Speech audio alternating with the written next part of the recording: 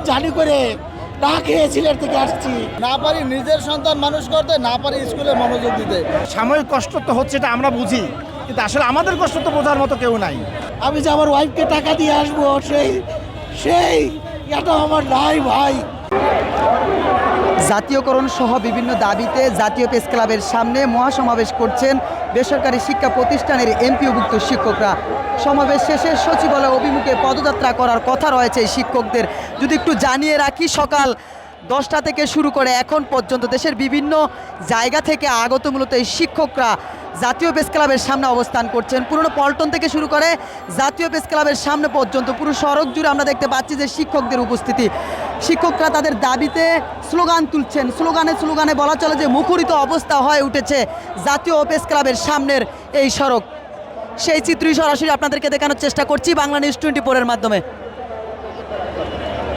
যে প্রহসনের করেছে আসতে ভাই, আপনারা অন্য মানুষের ইনশাল্লাহ ভাই ভালো থাকবেন। আমরা জাতীয়করণ চাই, আমরা জাতীয়করণ চাই।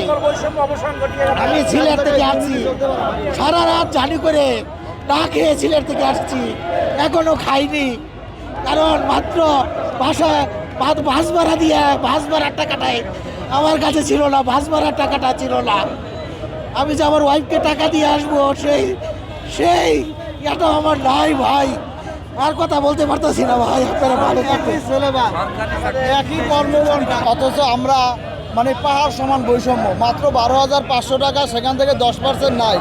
এই টাকা দিয়ে আমরা কিভাবে ক্লাসের সময় দিব, কিভাবে ক্লাস স্টুডেন্টের মনোযোগ দিব, কিভাবে আমি আমার ঘর বাড়ি চালাবো, মানে কি করব আমি এই চিন্তায় না পারি পাঠদান দিতে ভালোভাবে, না পারি নিজের সন্তান মানুষ করতে, না পারি স্কুলে মনোযোগ দিতে। ওদের স্বপ্ন পূরণে পাশে থাকতে পেরে আমরা গর্বিত।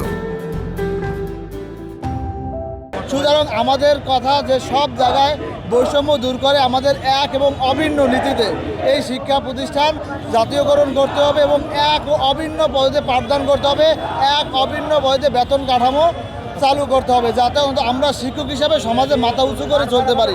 আমাদের জন্য মাথা নিচু করে দেওয়া যায়, কারণ আমরা কোনো অনুষ্ঠানে আমরা যেতে পারি না। কেউ দাওয়াত দিলে আমাদের মাথা নিচু করে রাখতে হয়, আমরা পরের দিন তার সামনে মুখ দেখাতে পারি না। আমরা শিক্ষক হয়ে কেন এটা করব?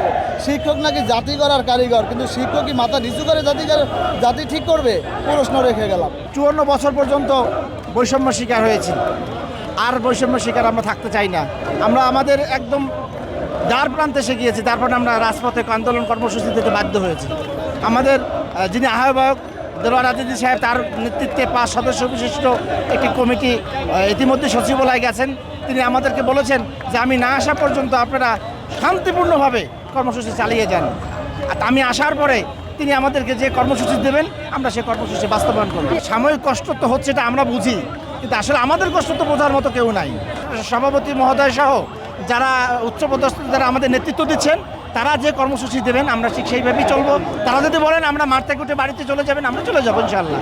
আমরা কোনোভাবেই, যেহেতু আমরা শিক্ষক সমাজ, আমরা কোনো রকমের অপ্রীতিকর ঘটনা ঘটাতেও পারবো না,